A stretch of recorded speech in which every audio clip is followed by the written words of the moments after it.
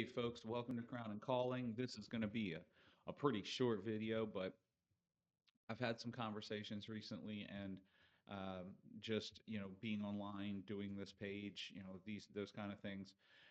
And I've gotten out into the sphere of, progressivism and of course, and liberalism, those kind of things. And the response to some of the things that I've said has always been, "Well, I'm offended. That's terrible. You're awful. You hate people." Well, first of all, if I truly believe the gospel of Jesus Christ, right?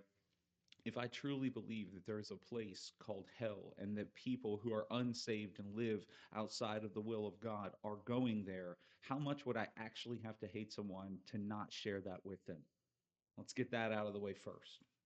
So we're starting in Romans 12:18 today, and Paul says, if possible, so far as it depends on you, live at peace with everyone. You might say, well, that doesn't sound like, you want to live at peace with everyone. Those first two words matter a lot in the context of today's video. If possible. You're offended? I'm done trying to placate you. Good. You're someone who thinks that the mutilation and confusion of millions of young people on a massive scale as to what sex they are, whether they're a boy or a girl, you think that allowing them to mutilate themselves is the answer, and you're offended, and we're on opposite sides because you want to ruin and rail against God's created order? Good. Be offended. I'm glad we're on opposite sides. You want abortion unchecked. You want the continued murder of millions of little babies in the womb. Good. I'm glad we're on opposite sides.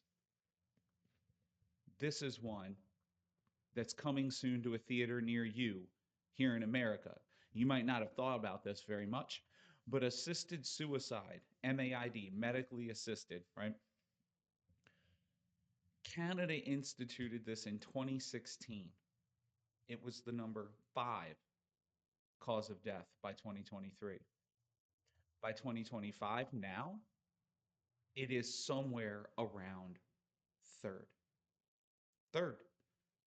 That means that doctors who took the Hippocratic oath to first do no harm are the number 3 killer in the country of Canada. We're on opposite sides here? Good. You continue to rail against God's word, its inspiration, its inerrancy, its infallibility. We're on opposite sides. Good. Because I want to make sure that you hear this very clearly. You being offended is not an argument.